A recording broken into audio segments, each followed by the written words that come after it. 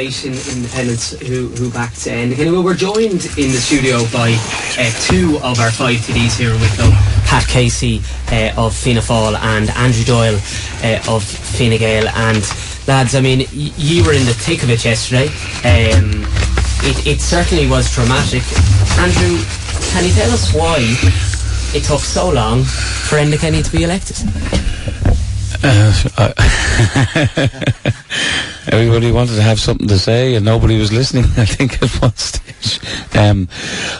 It was fascinating. It seemed, from what we were being told, and the soundings that were coming out on, what day is this, Saturday? So Thursday evening, Friday morning, that this was a matter of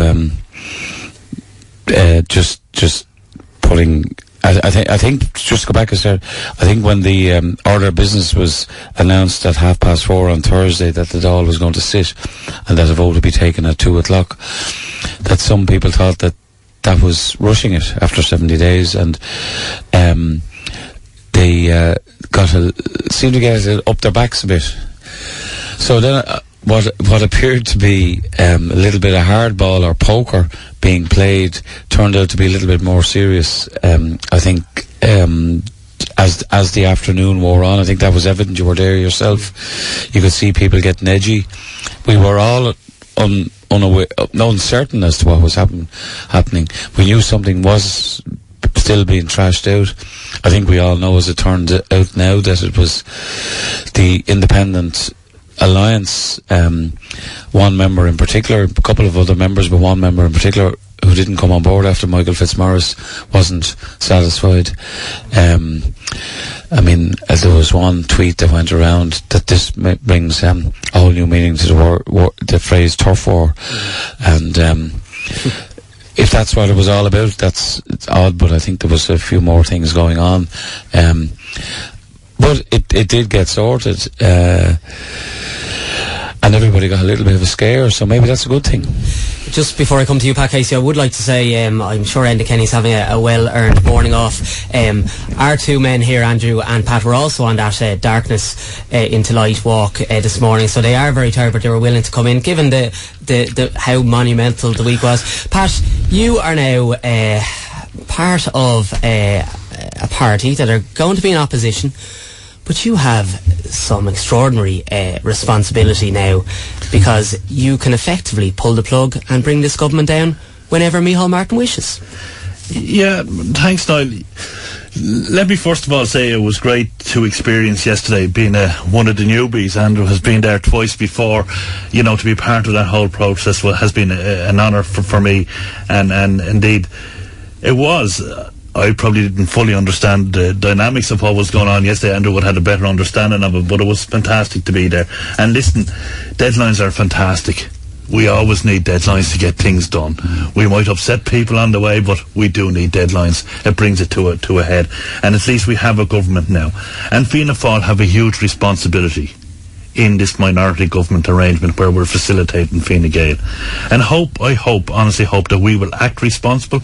We've given that promise to Fine Gael and to Enda that we will act responsible in relation to the government, and we will. But you're going to pull it down whenever you want. Let's be honest, Pat. This whole idea of lasting 3 years, it's not going to happen. When Micheál Martin sees Fianna Fáil are more popular in the polls, he's going to pull the plug, isn't he? That option is there, Niall. I'm not going to deny that. But we have given an honest and open and frank commitment to both Endicanny and to Fine Gael not to pull it down, and not to pull it down on budgetary matters, and not to pull it down on voters of confidence. Yes, we will vote against the government on any other issues that are put in front of the Dáil, or things that we're not happy with, and maybe that's no harm either. And I keep hearing about Dáil reform, so it's all new to me, this Dáil reform. But if Dáil reform works, we might actually end up with better legislation than what we've had up to now. So I think, let's give it a chance. We are where we are. We're not going to change things. We have given a commitment, and I hope that is an honest commitment. And I know where I stand, and I will honestly do what I think is right. And I will not pull down the government over such issues as budgetary and votes of confidence. The rest is up for grabs. Peter, how long is it going to last? I don't know. We'll have to wait and see. You know, there's been a lot of talk, both amongst politicians and amongst journalists and commentators for a while now, that we're entering a new political era. And if we are entering a new political era, then I think it behoves everyone, not least those of us who work in the media, just to observe and to report and to actually see what happens and not to be second guessing things. And perhaps we have to. There was a political scientist from UCD on RTE yesterday, and I noticed she said, maybe the media needs to start looking at this slightly differently now, that if things are going to evolve differently, perhaps we have to start reporting things differently. And I think there's merit certainly in us reflecting on our role. And so we just have to wait and see. As Pat has said, there is an arrangement, a comfort and supply arrangement, I think it's called. Confidence and supply. How much confidence that's going to instill in people now. But between Fianna Fáil and the minority government, and they say they're not going to bring it down on issues of confidence and budgetary matters. There's no question the government's going to lose votes. There's no doubt about that. There will be times in the coming weeks and months when the government loses a vote. Although this idea of new politics, I just don't think people buy it, because we've never seen much evidence of it in the past. Andrew Doyle, Leo Varadkar, has he been demoted? Excuse me. I thought I saw a sort of a sign of relief on his face that he had been relieved of the duty of health, which is, and I'd like to here and now wish my constituency colleague the very best. He'll need all his energy and resources to apply to tackle what is a monumental task, which is the Department of Health. I think minister after minister has found it shall we say challenging, and was always seemed to be glad to get a shift on. Look, Leo, and the others that were moved around, I think Pascal Donoghue and Simon Coveney, they're fresh challenges for them. Social protection is a huge area that needs to be there's so much can be done linking with the likes of education and enterprise jobs and enterprise in particular, to try and work on the in-trio solace programs that have been rolled out to get people reprofiled. As we say regularly, many people are in jobs that won't exist in 25 years, and those jobs will be in existence in 25 years that aren't there. So people, if they lose jobs, sometimes need to be retrained and re-skilled for the jobs that are out there. And I think social protection has to be about protecting people who need to be protected, but helping people to get on. I think Leo is well capable of doing that job. Andrew, Leo Varadkar was constantly described as a commentator in health. He has been left there for 18 months, and Enda Kenny has now shifted him. Surely that's not a vote of confidence in what Leo Varadkar has been doing there. I don't know. I mean, you may look on it that way. I think health, Leo, I don't know if he expressed dismay when he got into health, but he certainly it is a tough challenge what he was at, and I'm not saying that the Taoiseach had no confidence in him. I don't know if that's the case. I really don't. Pat just said that a couple of people texted in relation to water. Part of this deal between Micheál Martin and Enda Kenny was the suspension of water charges. Can you tell us now, honestly, hand on heart, that when you've gone back to Wicklow from Leinster House on the weekend, that people have come up to you and said, well done, Pat, well done for getting rid of water charges, and well done for getting rid of what we're told is a charge necessary to fund our infrastructure? And are they asking you for refunds? Well, definitely there's people asking me for refunds, that's for sure. I've definitely got that question put to me. But the whole issue of water, and I think in fairness I would have believed that there was too much made out of water, but there was a lot of other issues that were debated through that negotiation process. But regretfully, water was going to be the stumbling block for the 32nd Dáil. And if business was ever going to be done in the 32nd Dáil, the water issue had to be dealt with for once and for all. And whether we like it or not, democracy played its part. Over 90 of the elected TDs were elected on the basis of either suspension of water charges or no water charges. And in fairness, I think the whole water situation now in relation to the operation of the 32nd Dáil has been put to bed, and now it will allow the Dáil to work on all other issues while this is being sent to a commission. which is a great way of kicking it down the road. Kicking it down the road. And listen, I came in here with Declan several times. I always had a major issue with Irish water. I never had an issue with paying for water.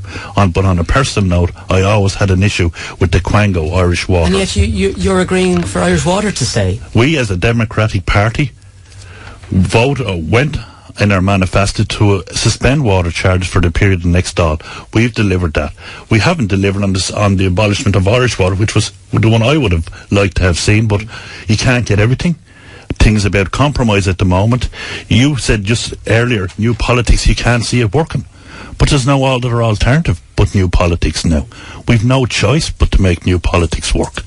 In all fairness, if we go back out to the country tomorrow morning, things will not differ greatly, and we'll be left in the very same situation. So we, as public representatives, have to make new politics work. Well, Andrew Doyle is capitulating to the demands of Fianna Fáil and Micheál Martin by suspending water charges so that Enda Kenny can be put back in power. Is that new politics? Well, water, as Pat has said, there was 90 deputies who decided that there wasn't a majority of people who actually are in favour of abolition of water charges. If you take the Fianna Fáil, Fine Gael, the Greens, Labour, maybe a couple of independents, we're all in favour of water charges. It's the way they were tailored at the moment. I personally differ from Pat on this. I think the creation of a commercial semi-state was the way to do it. I think what was wrong was the corporate image was pathetic, is pathetic, and that needs certainly to be rebranded. Setting it up as a commercial semi-state is not a Quango. A Quango is an agency that will only be able to get its revenue from either the Exchequer, commercial rates in this case, or for capital developments through public-private partnerships. But I would agree with, I do actually agree, even though it is a long fingering it, that somebody should come with a proper terms of reference, a commission, an expert commission. And I would be very surprised if they don't recommend the charging for water. I'd be very surprised if they don't recommend doubling or trebling it, to be honest with you. But a vote will be taken on that in 9 months, and then we can all decide what happens. And that'll be a democratic decision. I think if you look at what Irish Water is doing on the ground, it's doing its job. It's what its corporate image is the problem. We have a 200 million a planning application in for a 200 million upgrading of the Vartry, which is a reservoir and pipeline, the Callahill pipeline, which has been falling apart for the last 30 or 40 years. The algae bloom, well, we won't have much of it today, but the algae bloom in May, June, can close down filter beds which have to be manually cleaned, which can actually impact on the supply of all of Bray, all of North Wicklow and South Dublin. And we're talking about improving that. Now, if that's not done through commercial entity, and we're going to either have to get the money off the Exchequer or do it with a PPP, with public-private partnership. The word private's in there. It's nothing anywhere else. Just in one word answer, refunds, yes or no? No, like everybody's made it clear, the billing period ends at the end of June, and anything that's due is due then, and those who haven't paid should be pursued. That's my opinion. We will actually give the last word to a listener on this. Ireland, the only country in the world where you, Fine Gael, lose, but you win anyway. That's the people's choice. Well, I mean, you can concoct the figures. That's the figures that were thrown up. You win, you lose. I mean, this isn't the only country in the world where that has happened, by the way. Just different configurations have happened. This is not the only country where that is. So I heard other comments made on other radio stations were factually incorrect. Need to check it up. I know you both yourself and Pat, we're out walking. The dampness hasn't dampened your spirits, that's for sure. Andrew Doyle, Pat Casey and Peter Murtagh of the Irish Times, thanks very much for joining us this morning on Wicklow This Week. We'll be back after